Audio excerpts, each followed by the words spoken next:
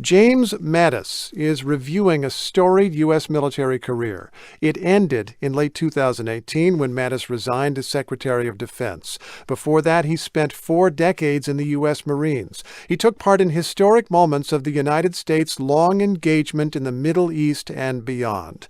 Mattis played frontline roles in the wars in Afghanistan and Iraq. When 1,000 U.S. Marines seized a part of Afghanistan from the Taliban in 2001, Mattis was in command. When a U.S. Marine division rolled into Iraq in 2003, Mattis was in charge again. He rose to ever more senior positions and, while always following orders, voiced increasing dismay over U.S. strategy in the region he knew best. Mattis details much of his story in a new memoir, Call Sign Chaos, Learning to Lead, and we will hear about that over the next 2 mornings because General Mattis is in our New York studios. Good morning, sir. Good morning, Steve. Good to be here. Glad you're with us. There's so much to discuss, but we have to begin at the ending because there's so much question about the way that you resigned. What was the difference of opinion with President Trump that prompted you to resign?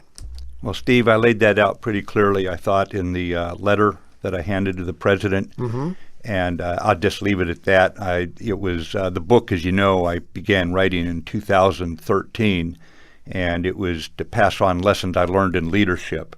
And so the letter itself, when I submitted it, was simply that the president needed someone more aligned with his thinking.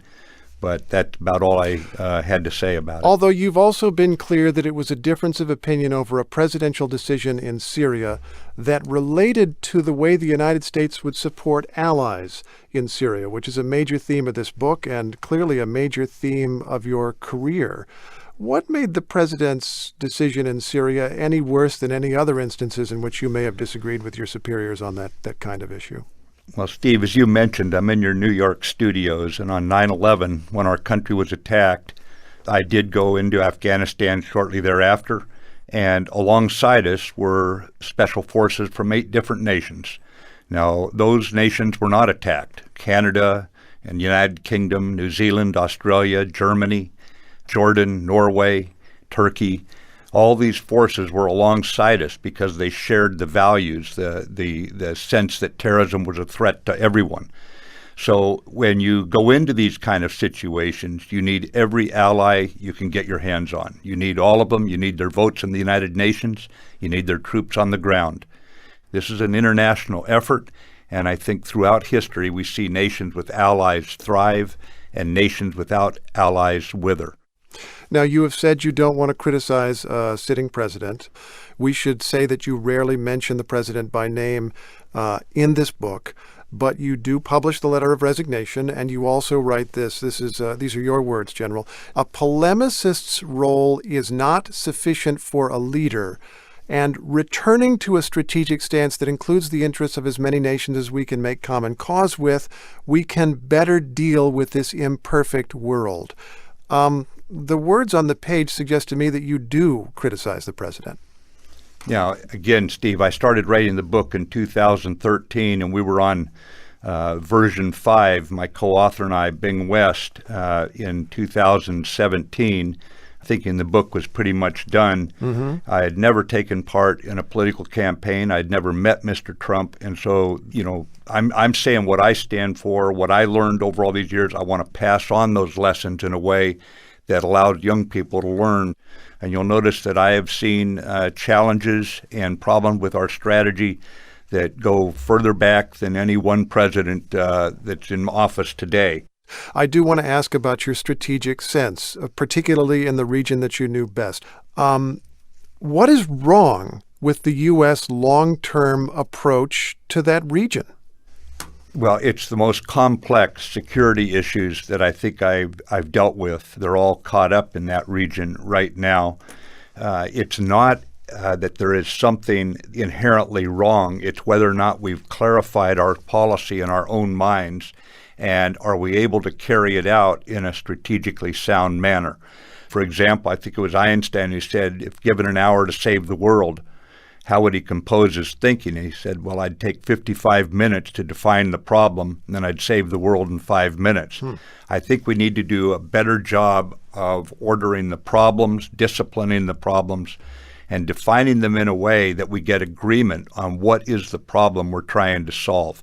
Is this a fair summary of your disagreement with U.S. political leaders in both Afghanistan and Iraq? In each cases, you have seen a long-term problem that calls for a long-term commitment, a troop commitment somewhat like the U.S. has had in South Korea, say, and you've had political leaders who want to get in and get out. Well, the problem we face is when you get into a war. We were attacked on 9/11, for example. And what you have got to do is figure out what it is you intend to do at the outset and then hold firm to that. And I think that we have had serious policy challenges in figuring out exactly what it is we intend to do and then holding firm to that vision. You describe disagreeing specifically with then Vice President Joe Biden over the U.S. withdrawal of troops from Iraq in 2011 and say that you expected that the U.S. would have to be drawn back in. Well, that wasn't my assessment alone. The intelligence community came in. I was briefed, and I still remember one of the young ladies briefing me from the intelligence community, and she outright guaranteed me that if we withdrew all of our troops at the time and on the timeline that was being discussed, we would have to go back in because the enemy would surge and they would become a threat to us again. And that, unfortunately, is exactly what happened. I guess we should describe Vice President Biden had a difference of opinion with you about the value of the then Iraqi prime minister and whether he would be supportive of a continued U.S. troop presence. Did Vice President Biden misread the situation in some way? You know, all leaders have got to be able to build trust. I did not believe that the Iraqi prime minister was a man who could build trust. And if you can't do that, especially under the stresses that Iraq was going through, it was virtually in a post-combat but pre-reconciliation phase. And we're not always going to be blessed to have a Mandela man type person like Mandela brought South Africa back together. You're not always going to have that sort of leader. But I felt the man who was that we were backing at that time was especially deficient in trust-building ability. There is one question of fact that I want to ask you about President Trump. You want to have a long-term vision. You want to think long-term. In your experience, did the President of the United States have a long-term strategic sense in the areas that you knew best? Well, Steve, I'm going to frustrate you on this. I don't discuss sitting presidents in terms of making political assessments.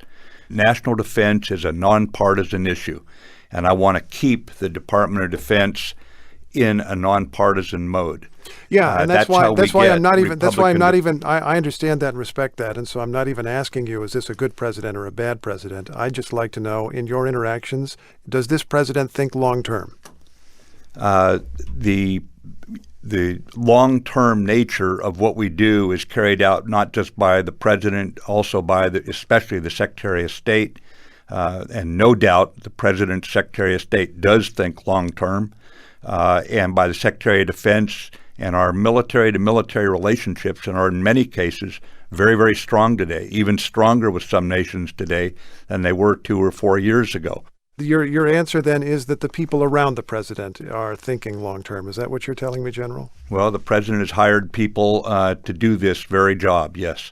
Jim Mattis spent decades in the U.S. Marines, fought in both Afghanistan and Iraq, and served as President Trump's Secretary of Defense until his resignation. His book is called Call Sign Chaos, and tomorrow we hear how Mattis organized his role in the war in Iraq, what the U.S. planned for